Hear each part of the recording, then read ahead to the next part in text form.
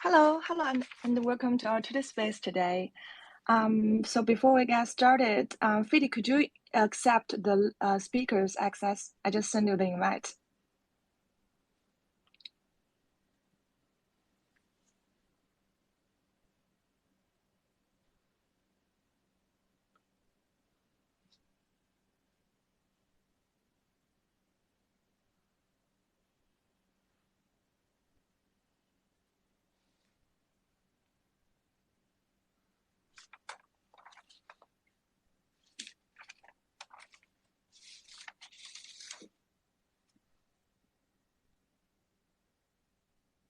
Okay, let's just give Fiddy some moments.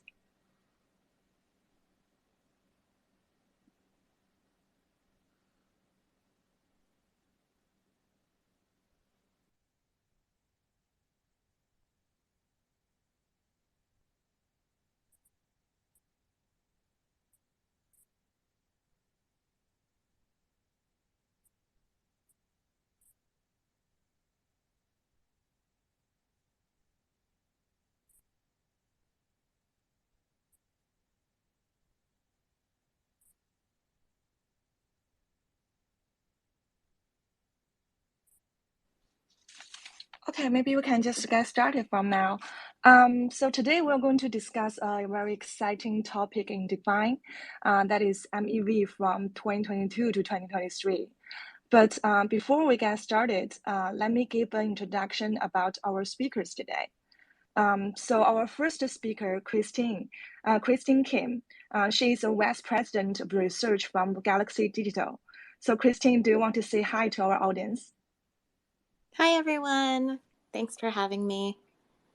Looking forward to this talk, this Twitter Spaces. Okay, thanks, Christine. So our next speaker, Danny, she is a lead data scientist from 0x. And Danny, could you give a quick introduction about yourself and say hi to our audience? Hi, thanks. My name is Danny. I work on data and especially MEV topic at 0x, and we use EigenPhi data all the time. Thanks for inviting me. Okay, thanks, Danny. Okay, our next speaker, Fiddy, he is a core contributor in Curve. So Fiddy, could you say hi to our audience?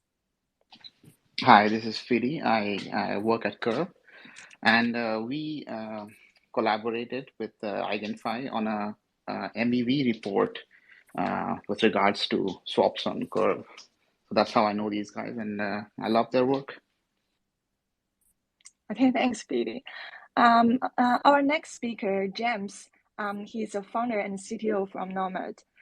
James, could you say hi? Hey, I'm James. I've been involved in MEV research and development for about 5-6 years now. Okay, thanks, James.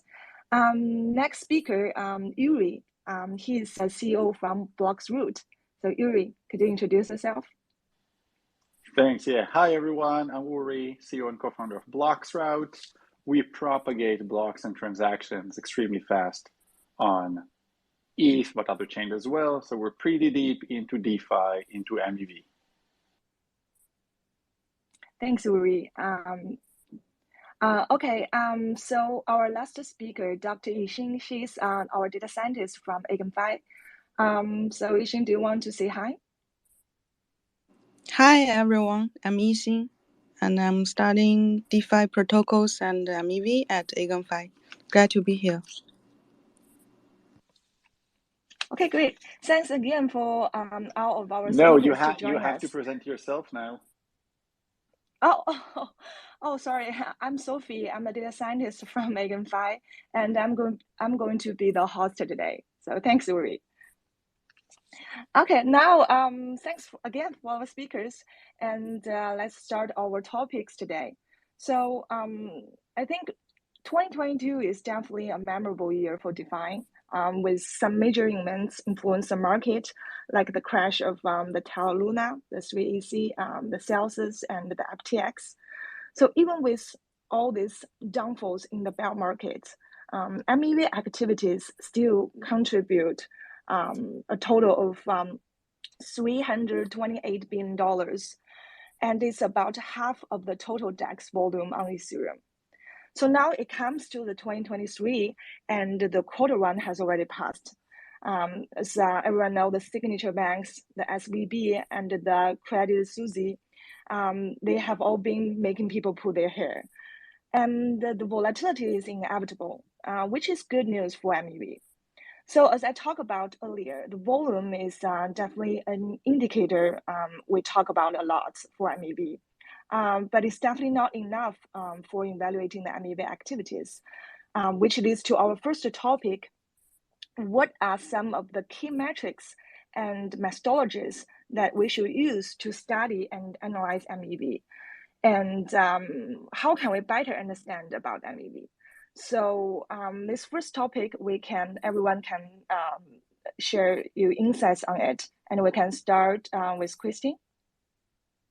Yeah, sure. I think I have maybe some more general like ideas or suggestions. I think one thing that really got me started looking at MEV and really interested in MEV were people who were adept at looking at Etherscan and going step by step. Like, this is how the searcher earned MEV. So, like, shout out to Bert C. Miller, who's a part of the Flashbots team. He writes these really good threads that go step by step. Like, here is how the MEV was extracted on chain, and here's how you can watch it happening. I think that, yeah, Etherscan is a great tool, and like understanding how some of the more complex like MEV strategies look like. I think that's been one thing that's for me very, very helpful. But curious to know what the other panelists kind of look at as good tools. Oh, thanks, Christine. So what kind of metrics do you think it's a key metric to value the MEV? So besides the volume that we mentioned earlier, which metric would you care most? Well, I guess it depends on like what aspect of MEV that you're really interested in. So like post merge and like after the advent of the MEV boost, one of the metrics that people were really interested in, aside really from volume, because DeFi activity was low, was around the censorship activity happening on chain.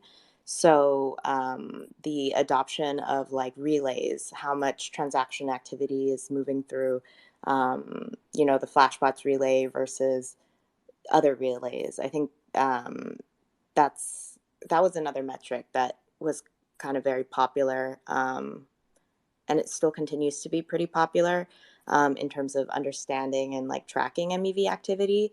But of course, if you're taking a look more from like maybe like a more competitive, how do I earn the most amount of MEV? I'm sure the kind of metrics you'd be looking at are a little bit different and more dependent on, say, like analyzing smart contract activity and understanding more like how DeFi markets are moving.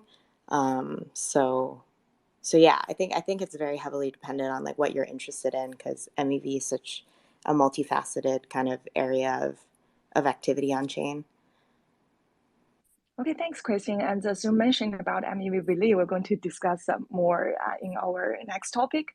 But next, I want to move on to Danny and think about your ideas. Yeah. In terms of metrics, I think a bunch of as Christine mentioned, is like there are different aspects. As say, for example, we as 0x, we provide DEX trading experience for users. So the first thing we looked at from our angle is the slippage that happens on users' trade. So basically, when you as a user go to Matcha 1inch or any DEX trading or any swap website, you need to set up like a slippage threshold, meaning what's the worst price you can accept.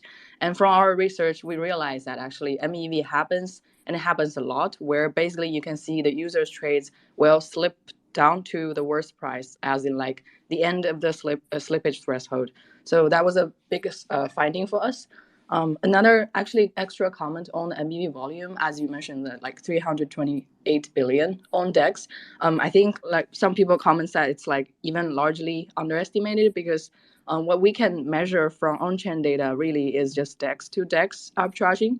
And there's a bunch of like, as I understand or I heard, is like the majority of MEV activity actually happens across DEX and centralized exchange, meaning that's actually the volume outside of our data vision here.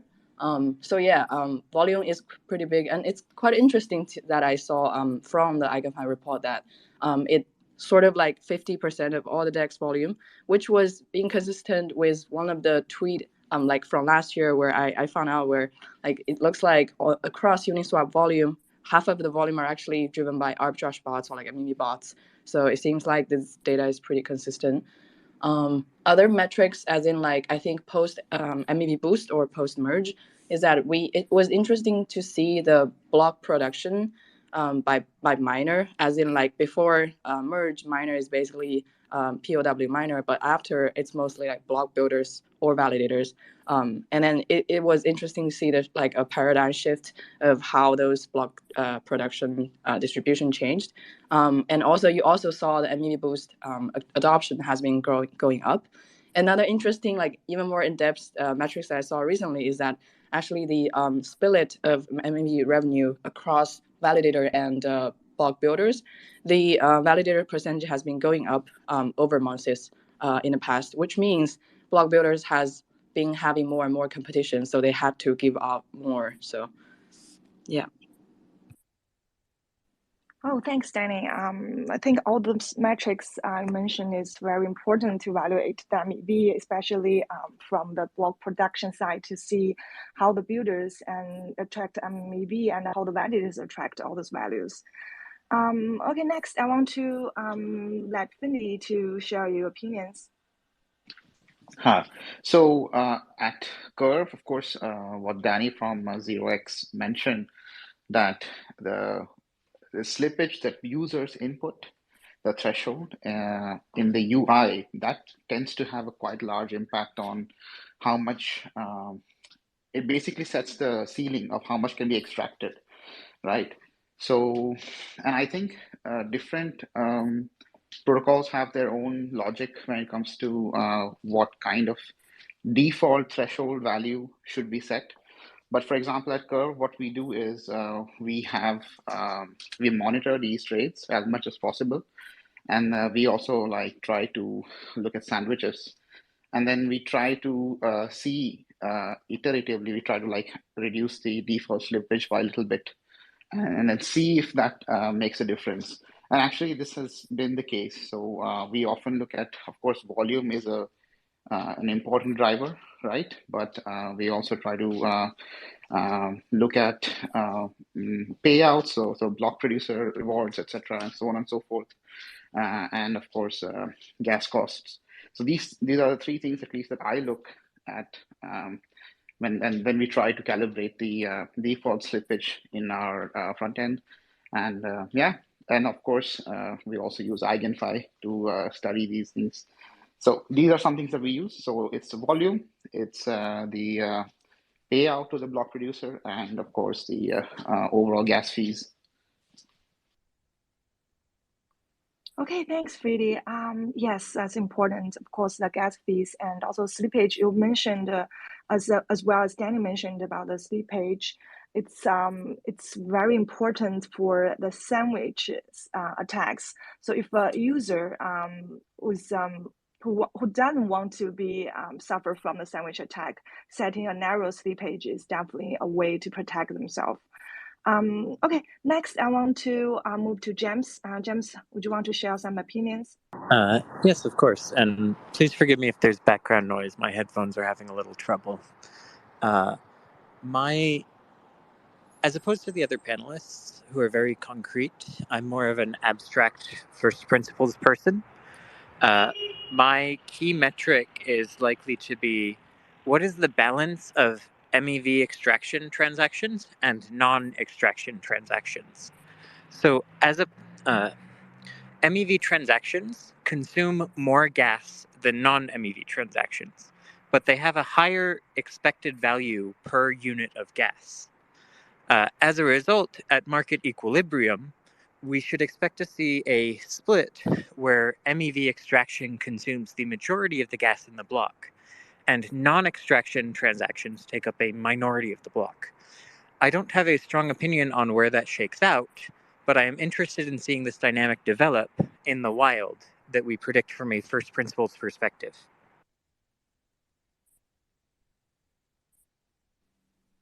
Okay, thanks, James.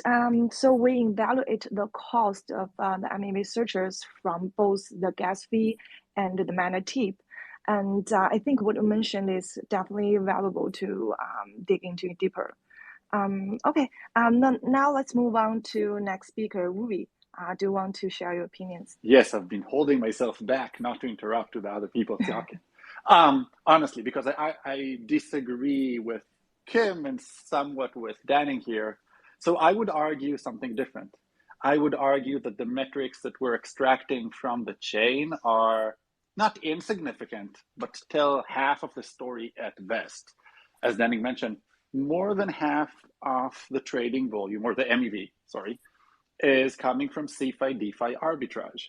So the way it works is that CeFi moves in real time, price change and moves around on Binance and on Coinbase and everywhere else. And then close to when the next block is about to be mined, all the CeFi DeFi arbitragers who have tons of liquidity, or all of them, there aren't that many of them, who have liquidity on chain and on centralized exchanges, they're all trying to capture that arbitrage.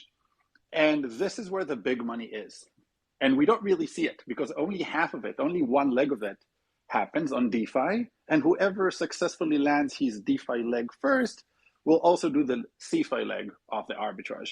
So we're not seeing how much volume is there. And more important than that, we don't know how much money is left with the arbitragers, the searchers, really the CeFi DeFi arbitragers. And how much is going to the validators. So, in theory, there's competition. And so they will all try to outbid one another. And eventually all the value would go to the validators and their stakers. I'm not sure it's a good thing, even if it does work. But from where I'm standing, I can tell you that the CeFi DeFi arbitragers are leaving a really big chunk to themselves, and it's not going elsewhere. And so my perspective is slightly different. That the metrics that we're looking at to measure MEV are half the story at best. And the metric that I care about to some extent is how much of the value being extracted actually goes to validators and stakers. And we don't know the answer to that. We don't, or it's very hard. We could if we work hard on it. But it isn't clear that we made DeFi very, very predatory and all the value is being extracted. And it's unclear that the result that we wanted to come from it actually happens in reality. Thanks, Uri. Yeah, we do evaluate the MEV extract from the searcher, and we can see the searcher pay the cost to the builder, but from the builder, how much MEV has been sent to the validator, that is definitely a very interesting topic. And yeah, and I think we are currently trying to also calculate on that part, but we want to show the whole workflow of how the MEV flows between different parties. So yeah, that's very interesting for you to bring it up. And we don't need to hold your mic. Yeah. It's a problem. So you told me not to hold. You told me not to hold back. So I'm already going to tell you. No, it's not what you said. It's not, well, the searcher gives it to the builder and how much the builder gives to the validator. The searcher keeps to himself a certain amount and pays some amount. When it's atomic, when it's arbitrage, between different dexes or something like that. Okay, you see the entire picture. In these cases, you see a trade, somebody buys something, somebody sells something. You don't know anything beyond that. You don't know how much money he made. You could if you extrapolate and you watch CeFi at the same time. So maybe you could. But if we're talking about, well, I'm not going to name them, but Jump is easy to say because everybody knows them. But there are a few big actors out there who are doing CeFi DeFi arbitrage, and they're big and they're keeping a lot of the money to themselves.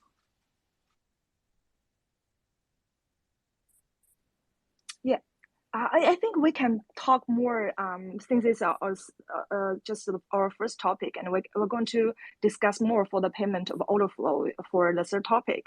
So I'm hoping you can share more opinion there. I think now let me move to our next speaker, Dr. Yixin, for you to share some opinions on our first topic. Sure. I'd like to propose two metrics, and the first is we can construct some metric to see whether the MEV has replaced the original incentive mechanism to bring a critical impact on the security of Ethereum. As mentioned by Denning and Uri, that we can calculate the MEV as a percentage of builder and the validator's revenue to see if it has already surpassed the original gas fees they get. And another indicator I am interested in is the scale of cross-chain MEV, which should also indirectly reflect the development of multi-chain ecology.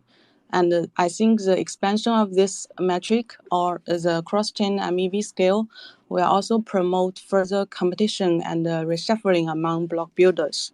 So I'm glad to see these two metrics and how they evolve a long time. Okay, thanks, Yixin. And thanks for all the speakers to talk about our first topic. And next, we want to talk about the most impactful events of MEV. I think besides the merge, in 2022, which MEV-related events would you consider the most impactful? So we can start with a reverse order of the first topic for the speakers. So first, Uri, do you want to share your opinions on that? Which events most impacted the most in 2022? So I think beyond anything else, by a great margin, is the merge and the move to MEV Boost, which changes the landscape completely. To Yixin's point earlier about cross-chain MEV, I can tell you there's MEV on Ethereum. There's significant MEV on BSC, not as much as ETH, but big. And that's basically it. Okay, there's a bit on Polygon, 25 million per year or something like that. Nothing else really exists out there. Everything is dwarfed by CeFi DeFi. So we can talk about cross-chain and we could call it cross-domain, but in reality, we have CeFi DeFi arbitrage, which is the largest by far. Then we have intra-chain, okay, specific within Ethereum and then within BSC. And the change of the merge and the move to MEV Boost change everything from everybody's perspective. We moved to a world in which basically all the validators all the time try to extract the most value from users and LPs.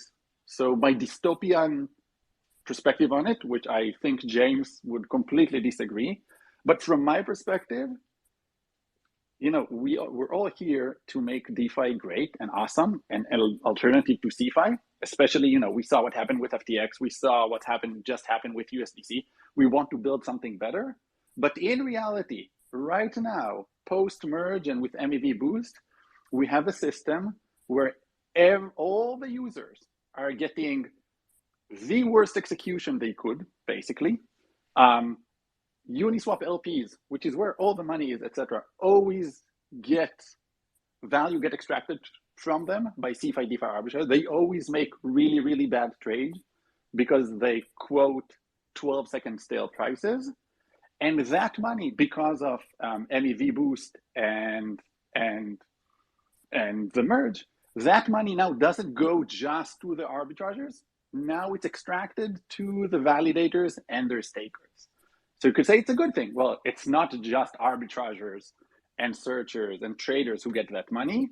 It also most of it go to the validators. From where I'm standing, it's kind of like, so what? We still made the DeFi really, really bad for users, and it's not making it any better to compete with CeFi. And so this had been by far the largest event. I'm not sure I'm happy with the direction we're going and where we are today. Oh, Uri, that's a very interesting opinions. I just heard the opinions. Yeah, but James, I want to hear your opinions because you really just mentioned that. Do you agree or disagree? I both agree and disagree. So 6 No, 5 years ago, I wrote an article about MEV. We didn't use that term at the time. The article was called "Miners Are Not Your Friends." And the purpose of the article was to explain to people why MEV extraction would eventually happen to every user all the time. 5 years later, as Uri points out correctly, that is the situation we are in. All validators essentially extract available MEV to the best of their abilities. This is exactly what we predicted 5 years ago. Where I disagree with Uri is that we are trying to build the best DeFi experience. But however many rainbows and unicorns we add to it, we do not live in a fairy tale. We live in the real world where people will try to extract money from you. This is something that we can never change. All we can do is try to change the amount of money that they can extract from us. And so this is why I think that proposers extracting value was inevitable. We predicted this confidently 5 years ago. We were correct. Our task isn't to try to prevent them from extracting money. It is to try to extract equivalent value from them and to try to minimize the amount we overpay for that value. Let me hop back. So first of all, I agree. But from where I'm standing, we said, oh, let's try to minimize it what we can. Of course, we don't live in a fantasy land with rainbows and, well, some of us live with unicorns, but they're lucky. But of course, like, I'm a very, very practical guy. I don't want you to promise me anything that's not here. The question is, how can we incentivize participants to make money in ways that help user and minimize their ability and their incentive to hurt users? And so we said, let's minimize it, and what we can't minimize, we'll decentralize so everybody could get it. And now that we're deep in this world, I see a lot of maximizing the MEV that's being extracted and giving it to everybody. I see very little MEV minimization. Now, you're actually one of the good guys. You did MEV wrapped ETH, right? You're kind of like, okay, let's try that. So we do an auction. That in reality, before, and I agree, I disagree with you on this also, unsurprisingly, but that's at least in the right direction. But up until now, the only thing that happened is that we are at the maximized extraction phase. Did we do any good? Is Ethereum more decentralized? I'm not sure it really is because of it. And we paid a high price for it. We made it the most predatory it can be. I would love to continue this discussion. Unfortunately, I do have to leave within the next couple minutes.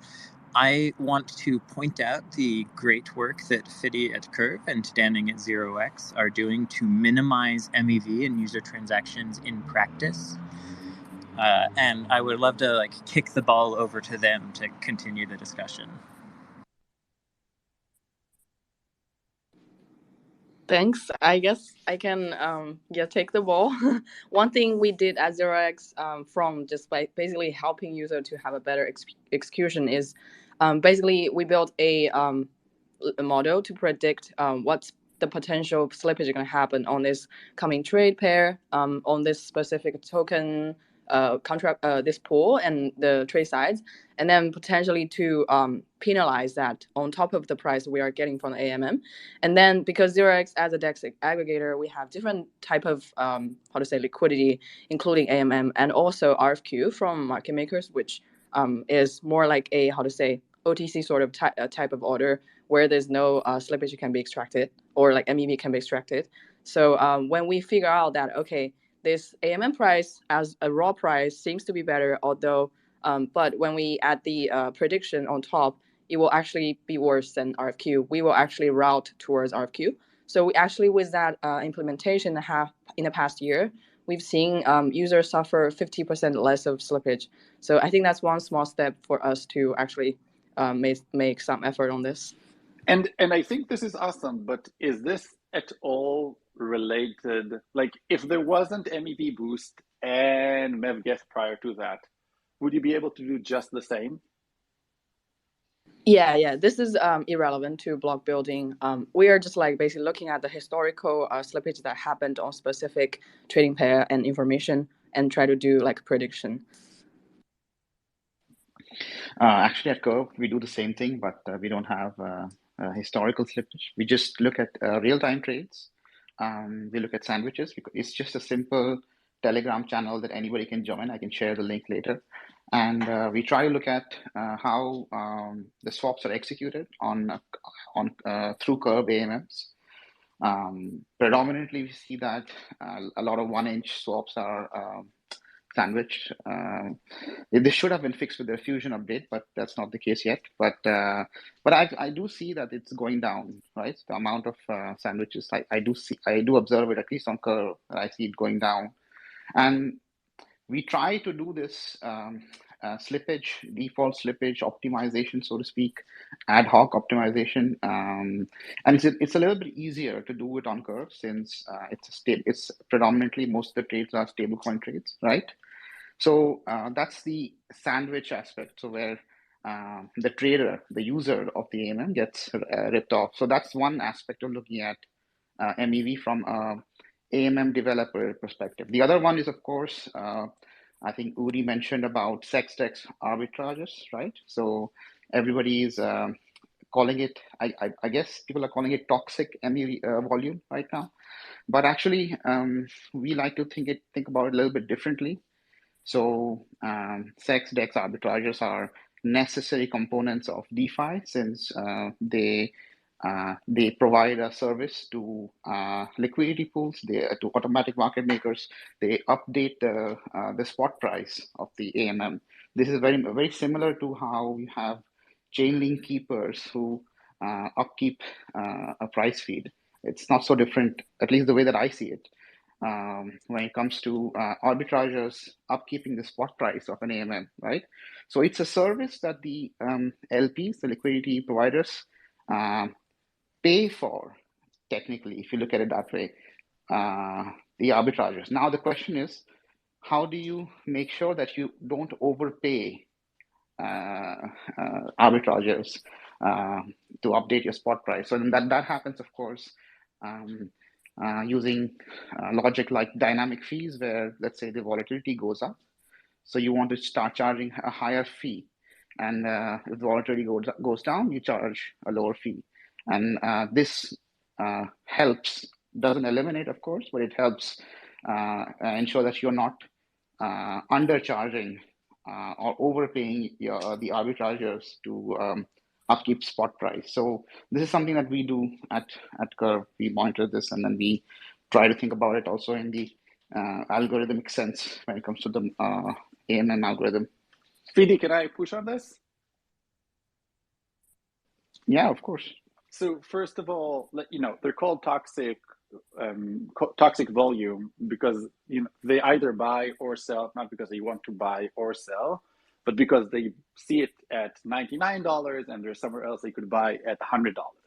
And so, toxic order flow in terms that they're making a deal, not because they want to make a deal. They're not bad, but they are making the deal because the price is wrong.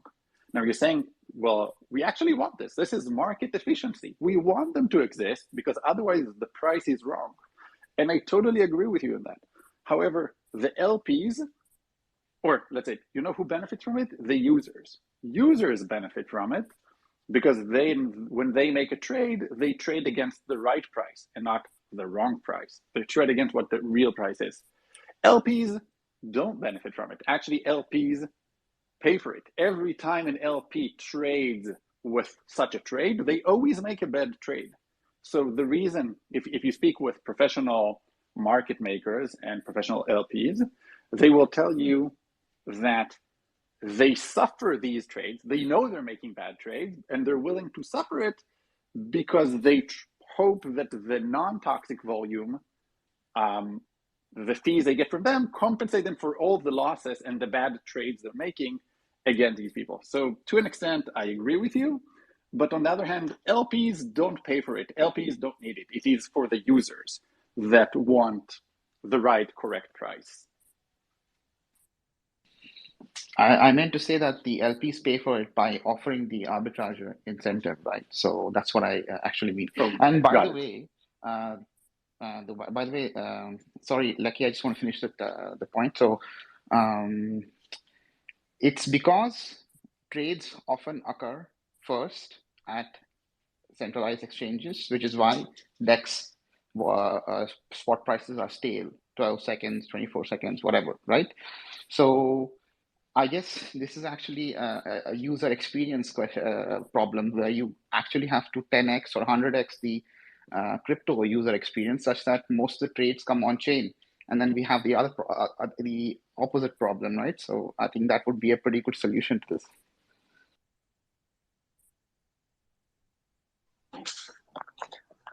Hey, thanks, guys. I just want to, that's a really good topic that I'm a PhD student that doing the research on the MEV minimization, and I'm also running resolver on 1inch. So yeah, thanks, Uri. That's I'm also using a bloXroute. That's very good too. Yes, I agree that in one angle that the MEV boots is at least making it easier for the builders and searcher to extract the MEV value. So it's easier to attack the user. That is definitely agree on that.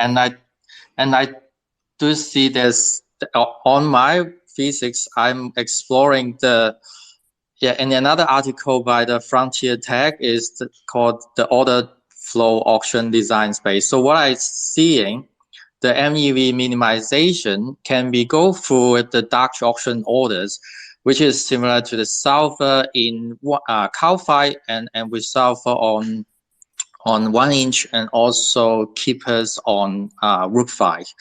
So those is, I think, is a valuable competition that instead of the bots that attacking the user's trade, but the users send the trade as off-chain orders, and that is submitted by the bots through not in the mempool. So it already reducing the attack. And I just recently noticed that even through private transaction through the builders, it can only prevent front run, but not back run. But it's still in a way that it could protecting the tech and giving back like some of the values back to the validator. So I think, yeah, good. Keen to see Yuri's thought on that part as well.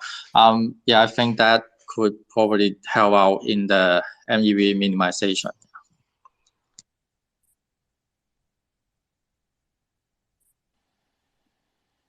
I'll let Sophie direct from here.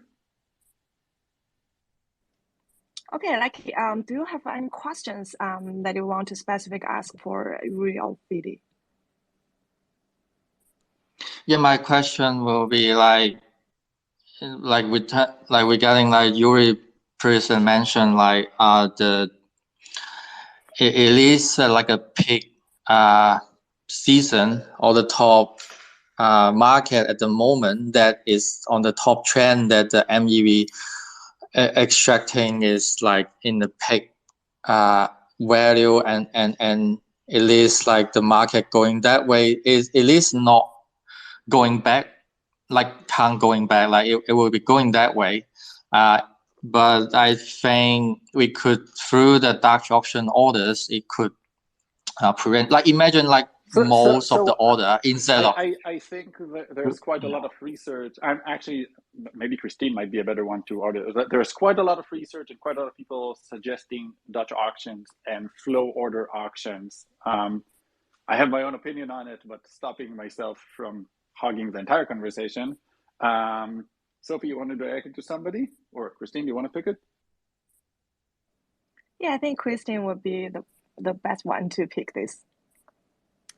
Yeah, I mean, I actually think that some of the solutions to MEV that were shared, like from an app perspective, like what can I do as a DeFi developer operating a DEX or designing a DEX, is currently like most implementable. There are things like shutterized beacon chain and like the Suave chain and some more complex ways to aggregate like transaction activity and introduce like privacy features, introduce different incentives to mitigate negative types of MEV.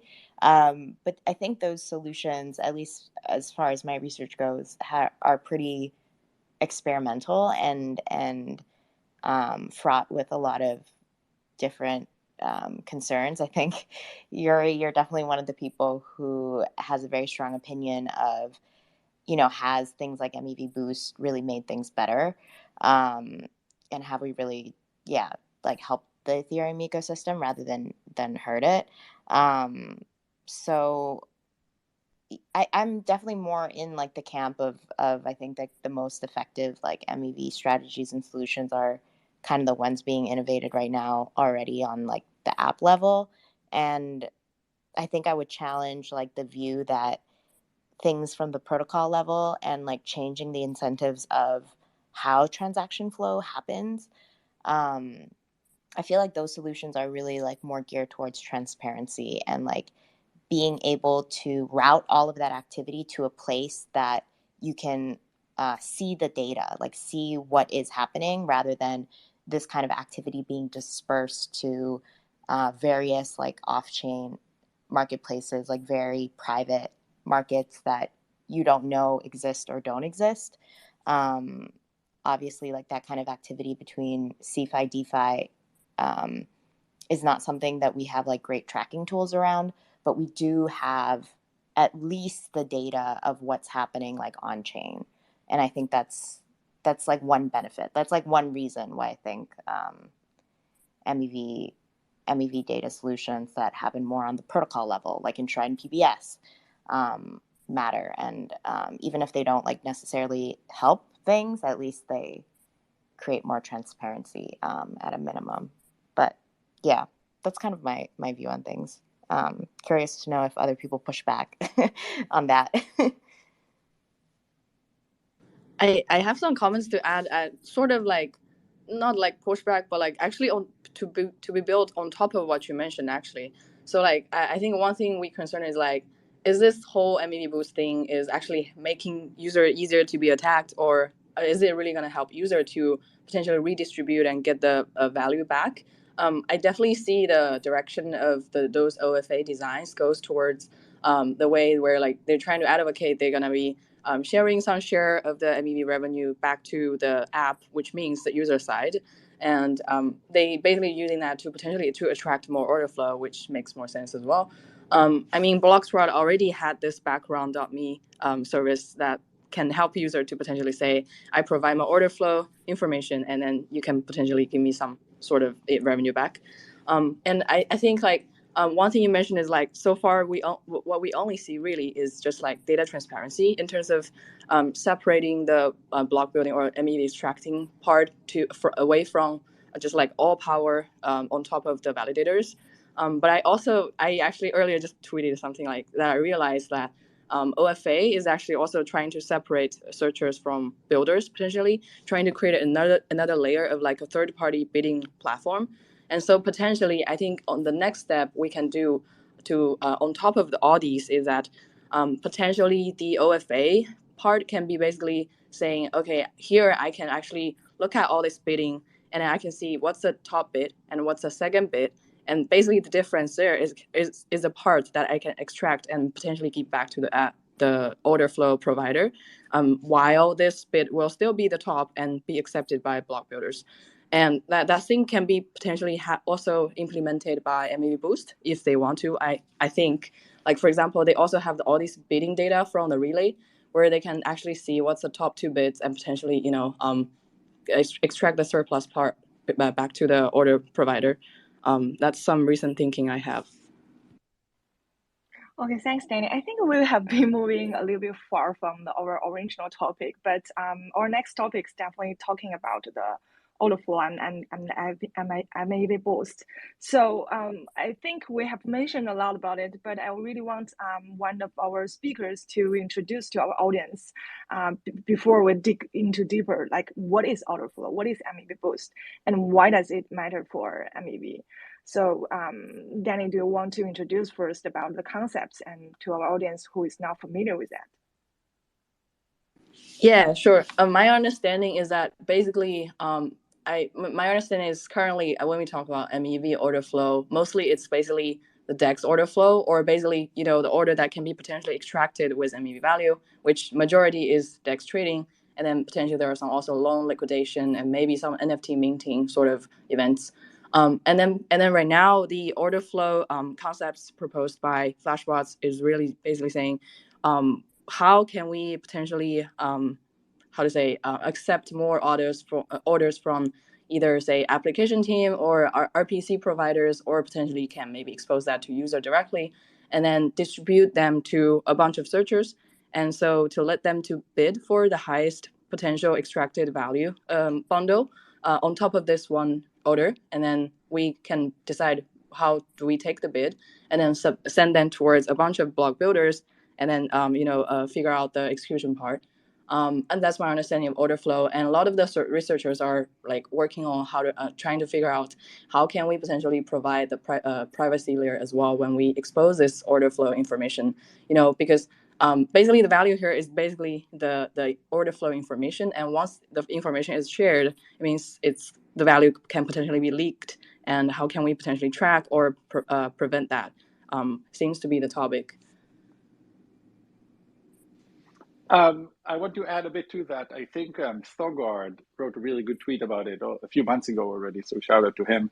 I think when people are thinking about order flow, basically the idea is if searchers and eventually validators take advantage of the transactions, you could imagine the user who's about to make a transaction says, okay, I will send this transaction only to you, searcher A, but in exchange for me sending it just to you, you would pay me X. It could be a percentage, it could be an amount, whatever. This could play out in all sorts of ways.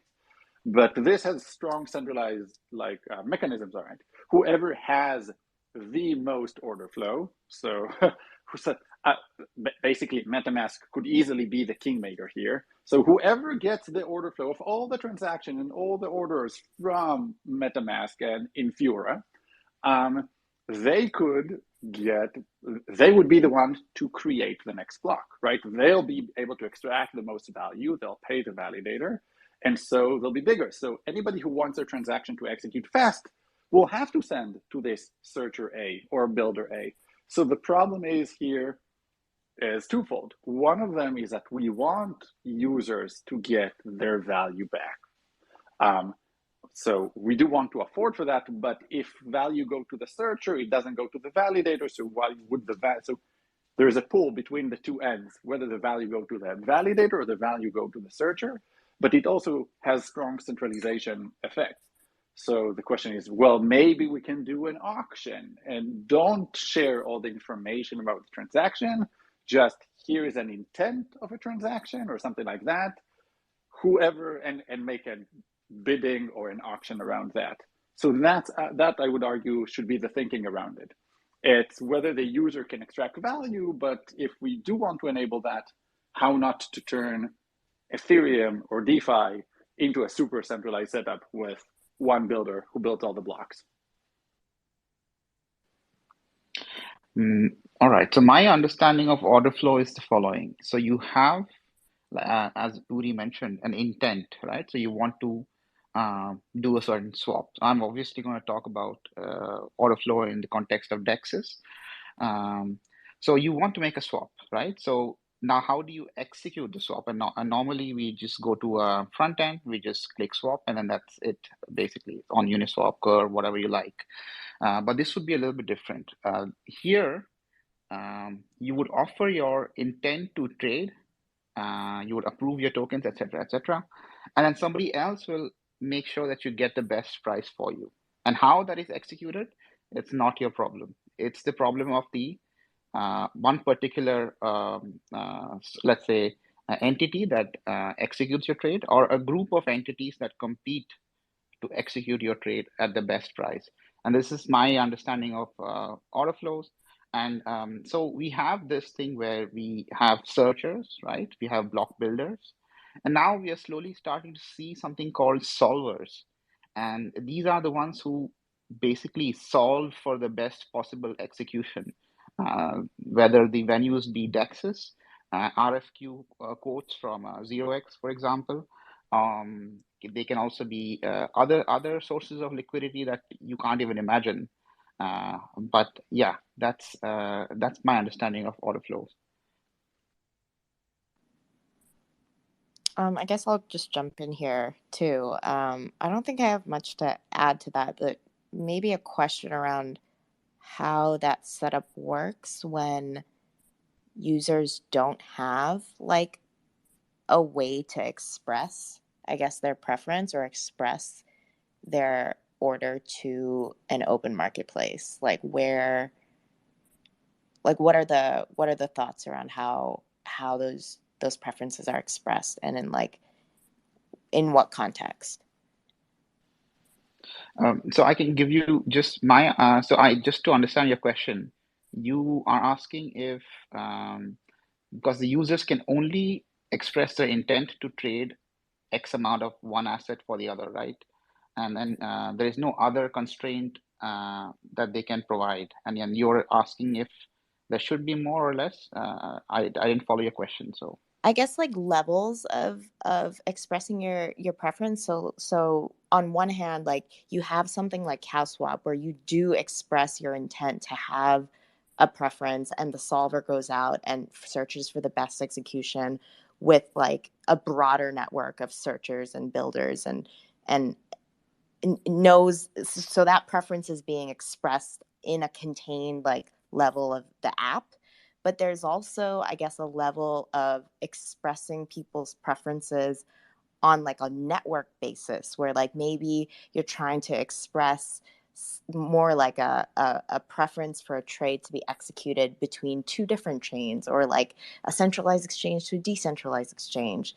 And then you have like ideas around Suave, like where there's a place where users can express their preferences in a much more expressive way. And so I get confused a little bit on like where those preferences are being shared. Like, is it more in an app perspective, or are we talking more like on a network level? Yeah.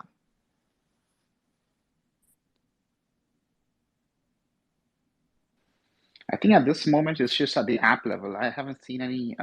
So I don't know. would, if James were here, then he could take it to the direction of Suave and whatnot. He's not here, so I will taunt him a bit without him being able to answer, which is the best for me. But Suave is basically that you say, oh, how about we get transactions, and we kind of like, instead of sending the full transaction, we send it to other people, but just the intent. What does that mean? Well, we won't share actually the transaction. We'll show it to them, but without, let's say, without the signatures. They can't just take it and front running it background. We'll just show something like that. And if you look at the Suave proposal, at least the original one, I don't know if there was follow-ups on it that I missed. But basically it says, well, start by trusting Flashbot to run such a thing. Okay, so like, is it secure? Not really, but okay, trust us to do it and not to reveal it. Just like you trusted us, with MEV Guest, and when we're running, and we trust them as a relay, and with MEV Guest, we're run like a Flashbot relay, not to unbundle, the way we trusted mining pools, not to unbundle, etc. So as a starting point, they're like, well, and I think they actually built quite a lot when it comes to how to express it. So I think that's where their big contribution is right now, in building the ability to express different desires of users. But like when it comes to trust and how does it actually work, step one, well, just trust us. Step two, okay, we'll use SGX. So it runs inside an enclave. So that's a thing. And I think third phase is we don't know, but by then we'll figure it out. That's my take. It's somewhat sarcastic. And it's kind of unfair that James isn't here to respond, but that's my take on it. We don't really know how it would work in a way that is secure and trustless, etc. Not that I know. And by the way, this is all very, if you think about it, this is all quite centralizing in the sense that now more and more entities who are very specialized and have a lot of infra and information and the skill are able to capture multiple verticals of the MEV landscape.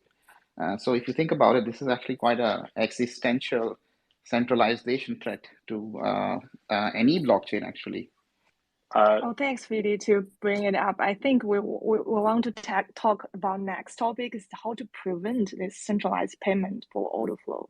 And I want to also hear some of their opinions. I think you want to speak. I was just about to answer to Fiddy that's going to listen. bloXroute is a major block builder and a major relayer. Okay, we build anywhere between 5 and 15% of Ethereum blocks, and we propagate between 15 and 25% of Ethereum blocks.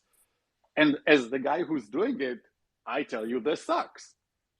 I don't want to be trusted to be building the blocks and to relay them and not to lie about it and whatnot, etc. So is it centralizing? Yes, it's centralizing. Flashbots, playing devil's advocate for a second, do have a good point, okay? When they came out with this design, their point was, if we don't do it, then some validators will be better at extracting MEV and some won't. Those who are better at extracting MEV will have higher APY. If they have higher APY, they'll get more stakers, right? If I have 100 ETH, who do I give it to? To the guy who gives me 4% or to the guy who gives me 7%? Of course, to the 7%. So they become bigger. The bigger somebody becomes, the better he becomes at MEV extraction, because everybody will have to connect to him. If you're a searcher, you're going to send your bundles there, because otherwise you won't land on chain in 25% of the cases, right? If I'm a major builder and I land 25% of blocks, you have to send me your bundles, otherwise you lose business. If you want to send your private transactions and nobody would get them, you have to send it to me. Otherwise, in 25%, it won't happen in the next block. Like if I create a lot of the blocks, you have to trust me.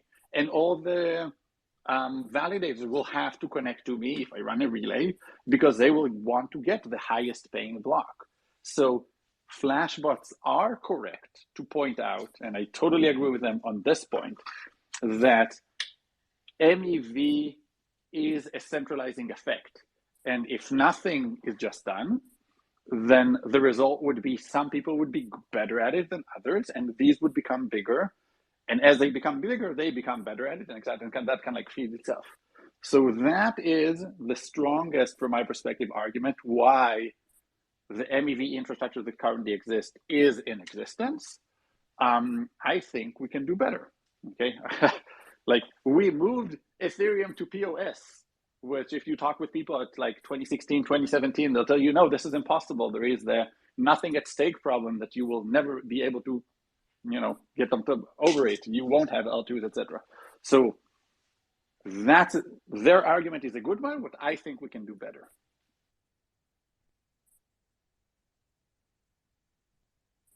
Okay, thanks, Uri, for your explanation on it. I think we can move to our next topic. Since we talk about the order flow and also the Flashbots solve, and I think these are all the MEV-related innovations.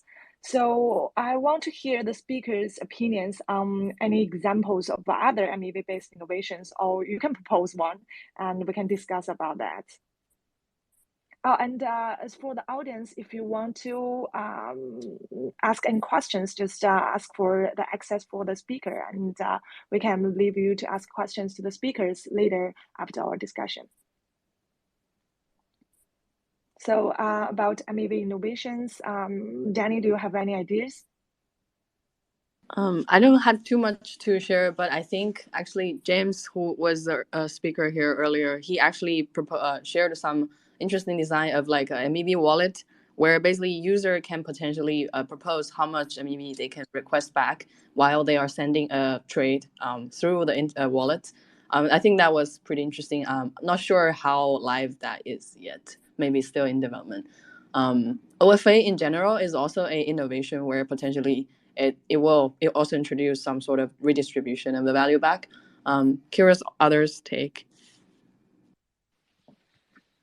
For me, it's the long tail MEV aspect, which is quite interesting. Where I think James put it quite nicely, where he said that the MEV extracted must provide some value in return, right? So, and then of course that difference should be,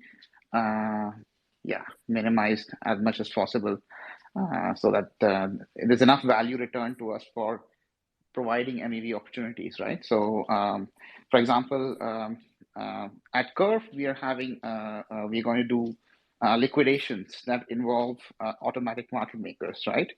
And that only happens because there is an MEV incentive to do so, right? So there is an incentive to trade a user's position, a user's collateral, and liquidate them.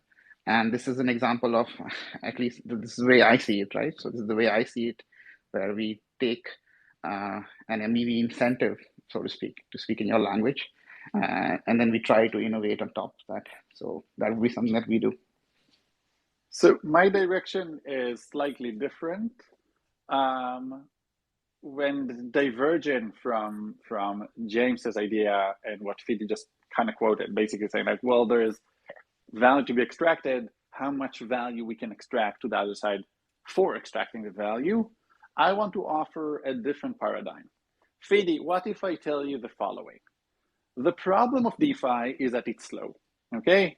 DeFi is more than anything, is a CeFi-DeFi arbitrage battleground. And we don't want that. We want DeFi to compete with CeFi. We want it to be an alternative. So what if I told you that we can make Curve work in real time? Okay, basically imagine validators providing pre-confirmation. So no builders, no relayers, nothing like that.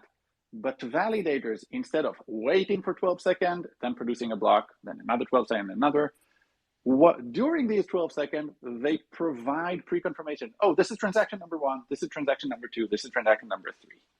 And so the entire DeFi domain turns into something similar to CeFi. Okay, basically it acts in real time. It means that CeFi DeFi arbitrageurs don't wait 12 seconds, see where the price shifted, and then capture just the arbitrage, basically just extracting value. They will constantly trade with it. The price went up a bit, they trade against, oh, it went down, they trade against that. So they trade up and down and up and down and up and down. My simulation, not my simulation, but simulation.it showed that it will do something like 7.5x more volume for that than for just one block every 12 seconds. And Curve will be a lot more useful to people. It would be just like trading on FTX, but without the FTX counterparty risk. Okay, it's kind of like make DeFi great again. My take is from a fundamental and first principle ideas, can we make DeFi more valuable to users? And can we do it in a way that pays better than extracting value? So the idea is not, well, how do we allow front running, but get something in return? The idea is, can we build something that pays better than front running? And currently DeFi is very small compared to CeFi. And if we make it big and if we make it valuable, validators could capture value for this service a lot more than they could from front running and capturing arbitrage and basically taking advantage of users. So from first principle is, can we incentivize or can we make it better and more valuable and pay better than just extracting MEV, which is a different paradigm or direction than trying to get value back while value is being extracted. Wouldn't that require like better transparency and I guess like visibility into the kind of CeFi DeFi activity that's happening right now? So as somebody who runs a block builder and a relay, we actually offered private transactions before Flashbot existed, okay? Private transactions are private transaction flows. My thinking is try to remove this completely, okay? Let's say, and again, there's a lot of technicalities to solve around it. You send a transaction out there, you send it to everybody, see everything happens on chain, you see it propagate, etc. But instead of just batching it every 12 seconds, you get pre-confirmations for it, and the validator gets money for these pre-confirmations. So it's actually, the idea is not to make it off-chain or somewhere else or make payment elsewhere. The idea is quite the opposite. Make everything on-chain. You have to send it out there if you want to reach the validator, etc. Ari, Jules, and Mahimna are working on Themis, which is very relevant for it, which is basically instead of transaction order being decided by one party, it's being decided by everyone. And that changes a lot of how it happens. But the idea is not to make it like opaque and some side channel. The idea is quite the contrary. Can we make it that it actually happens everything and everybody sees it and everybody actually trade in the open because you want your transaction to go as fast as possible to the validator? Does that make sense? Does that answer the question, Christine? That's really interesting. And I don't know if this is actually like totally relevant to that, but it does kind of remind me of like a new relay design that I know the Ultrasound Money and I think the EF folks are working on, where builders are like collateralizing or staking a certain amount of ETH first into the relay to get priority. And I think, yeah, like I think there's interesting dynamics where if you can somehow like have stake on the line or have trusted entities that should get priority over certain like activities and transactions, there's more efficiencies and there's more there's like interesting benefits you can get out of that. So shout out to the agnostic people for doing it. I actually like what they're doing, but I agree with you that it's relevant in terms of they're saying, well, if a builder is also a relayer, then his block go faster. How can we make it that everybody will go faster? Oh, there is basically thinking a bit outside the box. Let's say, what if everybody just stake? So if you put one ETH as collateral, when you give me a block, when the block builder give a block to the relay, I don't need to simulate it, which takes time and then slows and reduces your chances of getting accepted. If you put one ETH as collateral, then for blocks that pay less than one ETH, I'll just send it. And it's similar in the context of like, wait, let's look at the entire current design and let's think a bit outside of it. Maybe we change some stuff around it to make it better, more fair, more equal, better service for everybody and more value. So I agree it's similar on that regard. By the way, I just think we should, what we should really do is make the DEX user experience maybe 1,000 times better so that everybody just trades on chain and nobody uses centralized exchanges. And then we can completely forget about DEX arbitrage. Love that. Shooting for the moon. Okay, hold my beer.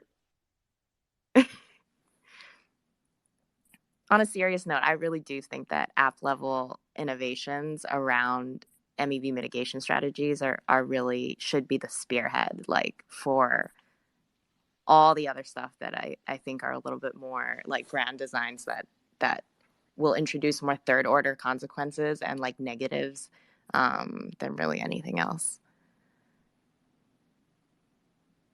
Wait, so I actually wanted to ask Danning and Fiddy specifically on this when you were talking about, well, let's prevent slippage from happening, from overpaying, etc.